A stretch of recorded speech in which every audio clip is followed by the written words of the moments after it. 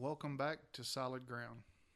Welcome to the show that takes up no more than 5 minutes of your time, but could help you gain massive real estate knowledge. It's 5 Minutes in Real Estate with best-selling author Shane Willis.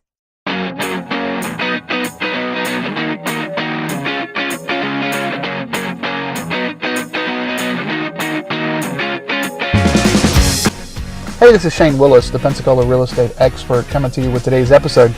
Today we're going to talk about regaining equity, but I want to start out with a story. There was a time, 2007, it was Thanksgiving, coming up on Christmas. And I was sitting there, I owned a mortgage company at the time. And one of my largest deals ever that we had done, and I had done quite a few. I mean, I had grown the business to about 6 offices around the state. Something about 120 loan officers worked for me. I had 20 full-time processors, 6 underwriters. It was a good size organization. We were doing millions a month. But it was the largest deal we had ever put together. It was for a multi-family project that was going to be built right north of Tampa Bay in a town called Wesley Chapel. If you know the area, then you know that's Pasco County, right north of Tampa Bay. And we had done probably 6-7 months worth of work on it. I was having it underwritten by a couple other banks to ensure that I could get the note bought once I sold it. Once I completed the project, I didn't hold any of my own mortgages. I always sold it off to somebody else because I was a broker. So after that much work, I had got the day before Thanksgiving. It was literally, you know how everybody kind of goes home 3 o'clock on the day before Thanksgiving, 4 o'clock on Thanksgiving. I got a call at 8:30 the night before Thanksgiving, the Thanksgiving break. And it was my counterpart at one of the banks that was underwriting it that literally called me and just told me, Shane, I hate to bother you the night before Thanksgiving, but I wanted to let you know we are out of money. Have a good Thanksgiving.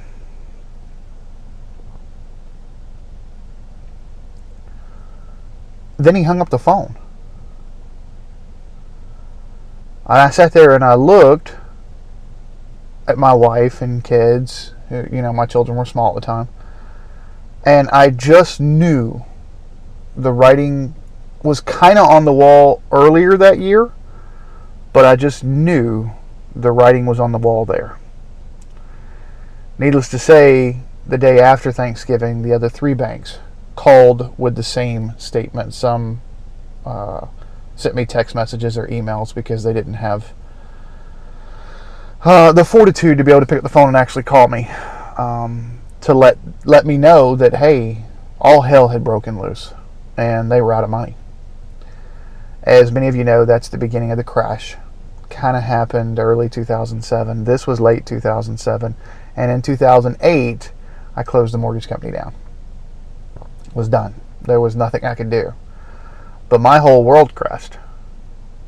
I went from making really, really good money, being on stages, speaking, to staring at the ceiling fan, wondering how I'm going to pay the electric bill. Or how I'm going to pay the mortgage. Are they going to come knock on the door the next day and tell us we got to get out because we hadn't made a mortgage payment?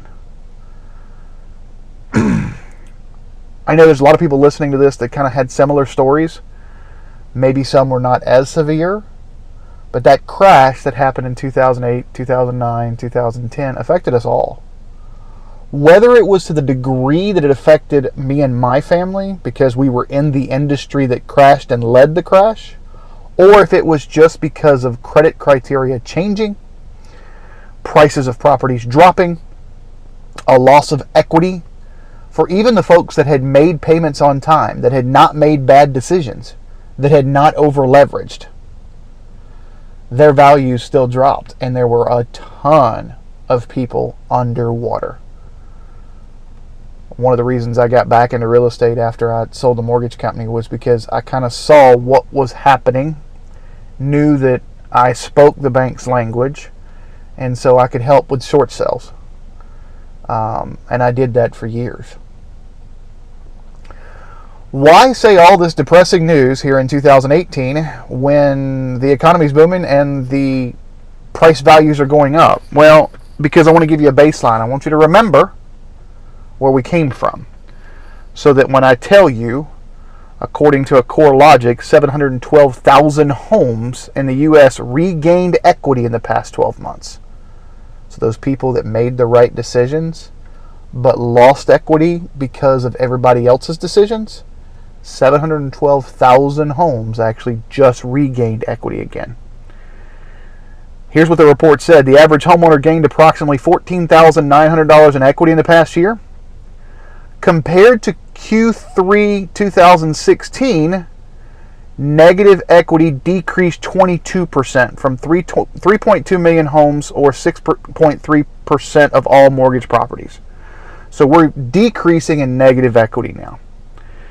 U.S. homeowners with mortgages, roughly 63% of all homeowners have mortgages, the rest are all cash, have seen their equity increase by a total of $870.6 billion since the second quarter of 2016, an increase of 11.8% year over year. We're seeing increases, and one of the reasons I wanted to bring this up on today's episode, let me read this other statistic real quick. It says, of the 95.1% homeowners with positive equity in the U.S., 82.9% have significant equity, defined as more than 20%. And let me tell you why I wanted to bring that up on this week's episode, because I've heard, even over Christmas break 2017, well, I would like to sell, but I think I'm still upside down. The majority of homeowners at this point are not. That is not true. Now, are some on the cusp? Sure. Do I still have some short sales that I'm working through? Absolutely. There were some that took first and seconds, and back in the heyday in 2005, I knew of some programs. We didn't do them because I didn't believe in them, but I knew of some programs that were lending 130 and 140% of the equity. You owned a property, we'll just use easy math. You owned a property worth $100,000, they're willing to give you a $140,000 loan on it. Imagine what happens when that property's value drops 40%. You go from $100,000 to $60,000, and you still owe $139,000 on it. That may take a minute to get up and over, but for the majority of homeowners, there is now positive equity and low inventory. That is a recipe for a seller's market.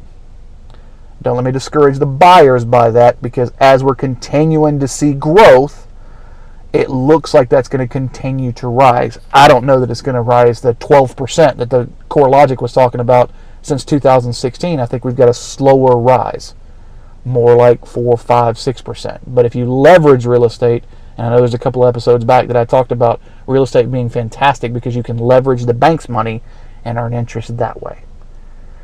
Wanted to just give you some good news. Started out with some not so good news, but we always need to be reminded of where we came from.